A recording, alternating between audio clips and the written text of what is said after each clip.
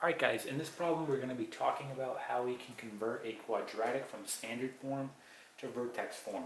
So here we have the two different forms. Here is standard form and here we have vertex form, right? And we can see that we're given a quadratic in standard form and it wants to go ahead and convert into vertex form. Okay, so let's go ahead and talk about what we need to do here. Now, first thing, we learned in the past how to find the axis of symmetry of a quadratic, and we can do that by using the following equation, where we have x equals negative b all over 2a. And we know that the axis of symmetry is simply just going to be the x value of your vertex. Okay? Once we have the x value of our vertex, we can plug it back into our original equation and find the y value. And then you'll have an x and y value of your vertex. And we know that the x and y value can be represented with h and k, right? This is talking about your vertex. So your vertex, right, you can write it right here, can be represented with h and k, which we see here in vertex form. So we need to find those x and y values, which are really just h and k when you're talking about the vertex. So let's go ahead and do that.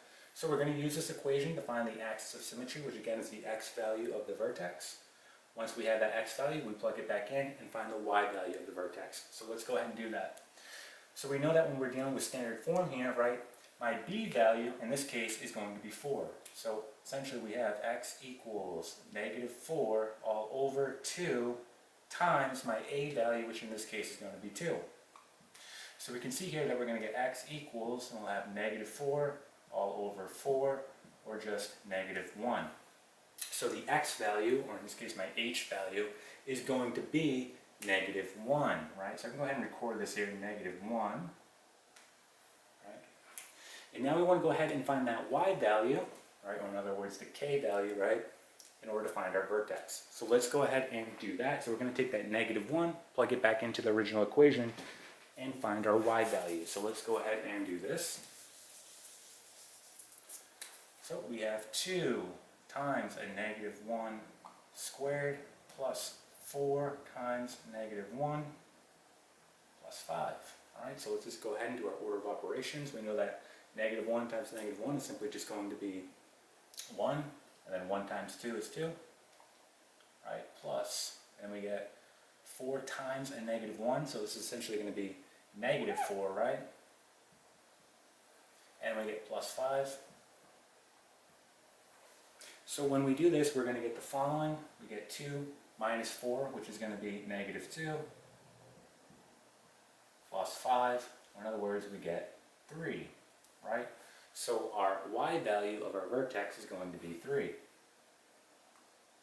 So we know that this is h and this is k, right? So essentially, you have almost everything you need to plug it into vertex form. We have the h and we have the k.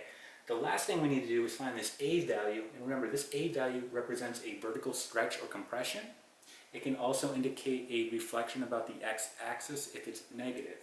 Now we need to find that a value, right? And in order to do that, we're going to have to do the following steps. So let's go ahead and erase this. Right?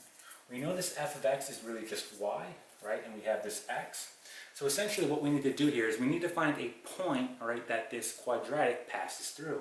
And an easy way to do that is to look and find your c value, right? So you want to go ahead and find your c value, which is right here. We know that this is where it's crossing the y-axis. So if it's crossing the y-axis here at 5, and we were to write that as a point, that simply is going to be 0, 5, right? That's a point. And that will be a point that the quadratic passes through. Again, the c value tells you where it's crossing the y-axis. So again, we can write it as a point, and then we can go ahead and plug this into our vertex form equation, right? So let's go ahead and do that. So we know f of x is really just y, so we can go ahead and label this x, y. So I'm going to plug in 5 equals, and I have a, my x, which is going to be 0, minus my h, which in this case is negative 1, so 2 negatives make a positive, so plus 1 squared, and then plus 3.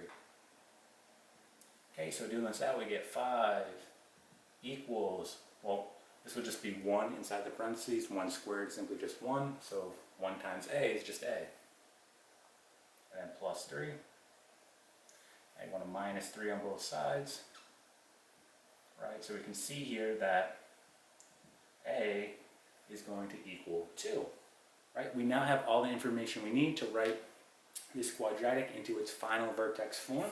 So I'm going to go ahead and record this. A equals 2. Right, and let's go ahead and write it in its final vertex form.